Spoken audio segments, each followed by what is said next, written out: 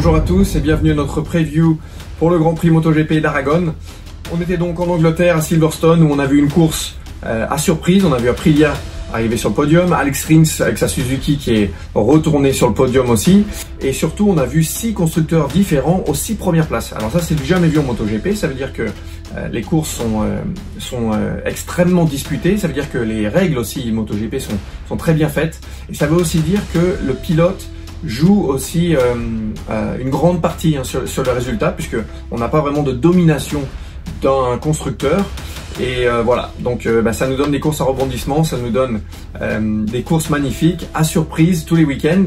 Et ça aussi, c'est très important je pense, de souligner les performances de Fabio Quartararo qui chaque week-end arrive à performer, arrive à prendre le dessus. Donc voilà, un Fabio Quartararo qui est très en forme en arrivant en Aragon. Alors Fabio avec sa Yamaha en Aragon, pour moi la seule chose qui peut vraiment le retenir ou le freiner, c'est la dégradation des pneus. C'est-à-dire qu'à Aragon, on a beaucoup de longs virages avec des accélérations très fortes et les pneus, surtout le pneu arrière, sont soumis vraiment à beaucoup d'efforts. Donc voilà, c'est très important de gérer cette usure, de pas surchauffer le pneu, de pas le faire patiner trop. Et la Yamaha, dans le passé, ça a pu être un petit problème, un frein. En tout cas, l'année dernière, ça l'a été, beaucoup moins cette année pour Fabio.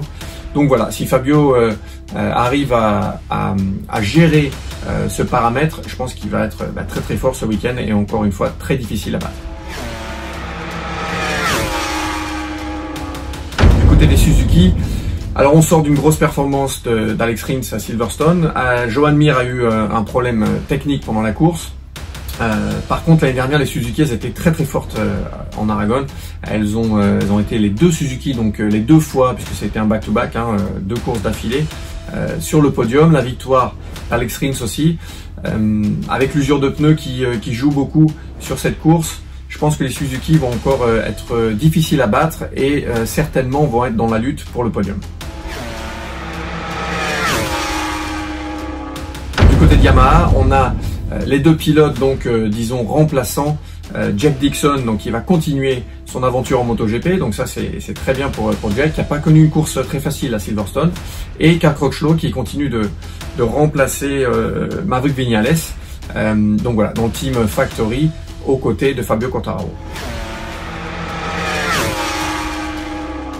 Maverick Viñales, on parle d'Aprilia aussi beaucoup en ce moment. Le podium d'Aleix Espargaro à Silverstone qui a été phénoménal, l'Aprilia qui progresse sans cesse, et maintenant Maverick Viñales qui va arriver sur cette Aprilia dès le Grand Prix d'Aragon. Il va remplacer pour toute la fin de saison Savadori qui lui est blessé, qui a eu du mal, qui a dû être obligé de jeter l'éponge à Silverstone.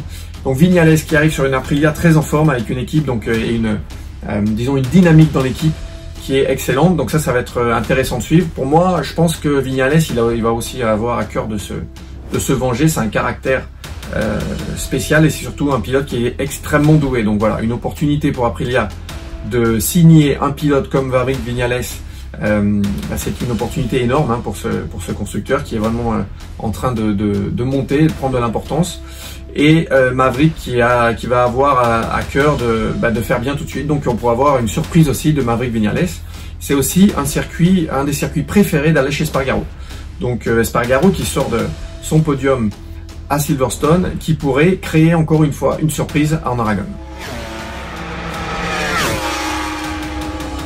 Du côté de Honda, alors l'année dernière, les résultats avaient été pas mal.